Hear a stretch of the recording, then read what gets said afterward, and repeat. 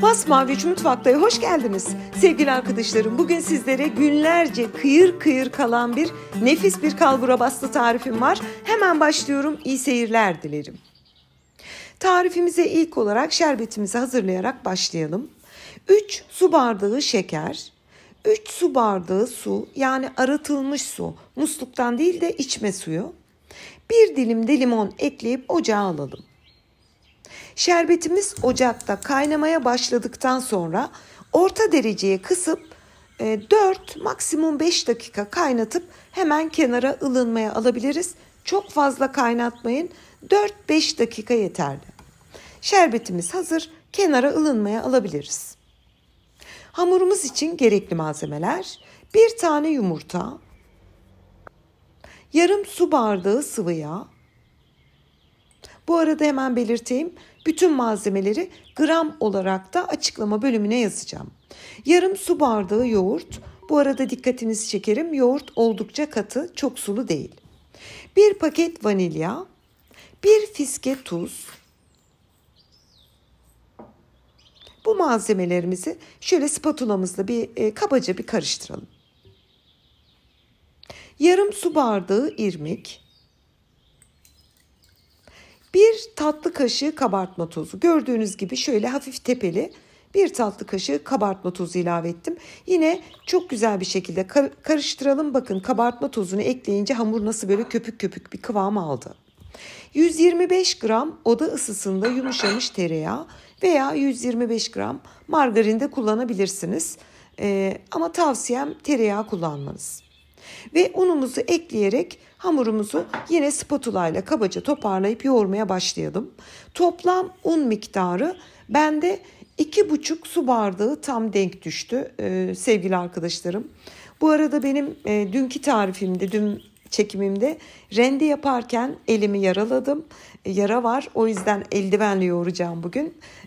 Aslında eldiven hiç kullanmıyorum ama gerçekten o şekilde yoğuramazdım. O yüzden hani şaşırmayın diye belirteyim.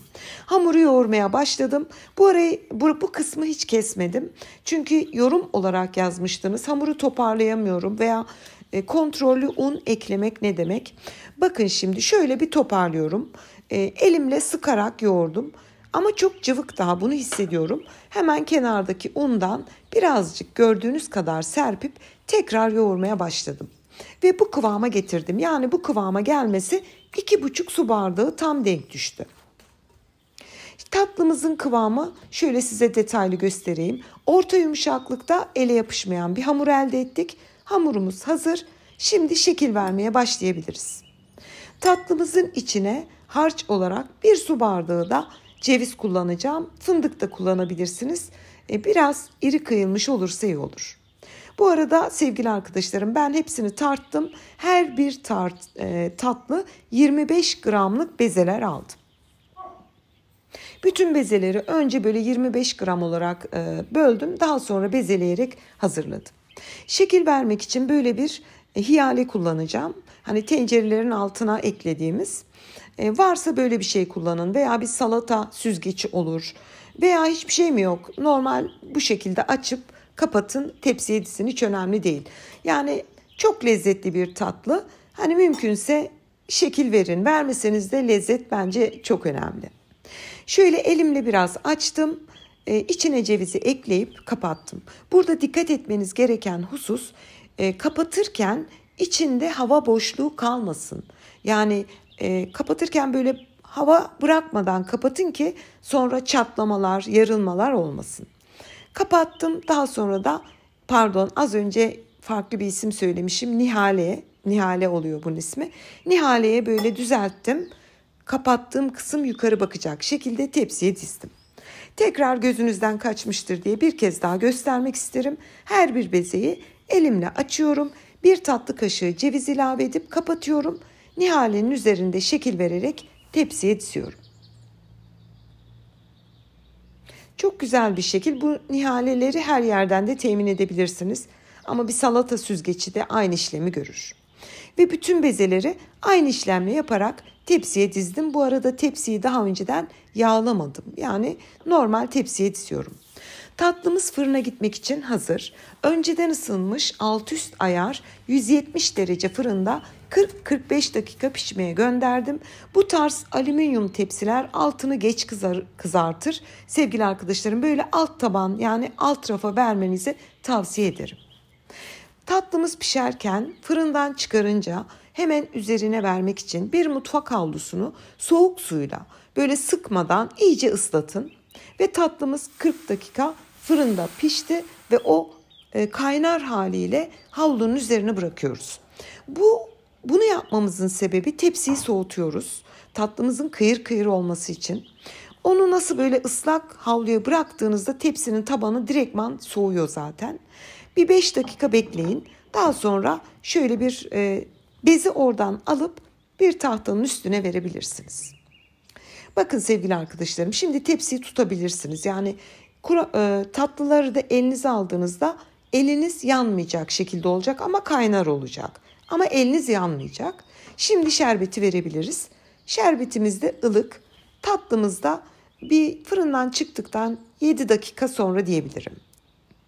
Bütün şerbeti tatlıların üzerine hiç boş yer kalmayacak şekilde güzelce dökelim. Bu arada tatlılar gördüğünüz gibi ne çatladı, ne yayıldı, ne şeklini bozdu. 40 dakika çekişe çekişe kızarttık. Aceleye getirmeyin ki güzel kıyır kıyır olsun. Ve bütün şerbeti komple döktüm. Yaklaşık bir 2 saat şerbetini çekmesi için bekletiyorum ama aslında 5-6 saat bekletseniz muazzam olur. Ben 2-2,5 saat sonra beklettim. Sunum için hazır. Üzerine biraz Antep fıstığıyla dekore ederek şöyle size yakın çekimle bu güzelliği göstermek isterim. Sevgili arkadaşlarım, tatlı 3. günü bile muazzamdı. Zaten biraz sonra videomda göreceksiniz. 2. günde çekim yaptım.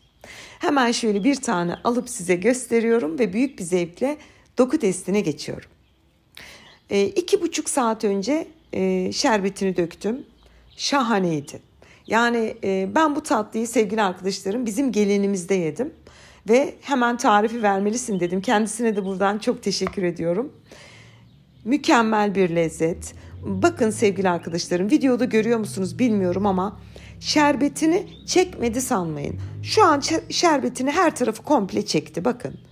Üstünde de şerbeti çekili, altında da kuru hiçbir yeri yok ama kıyır kıyır. Çok güzel. Hemen bir tane daha göstermek isterim.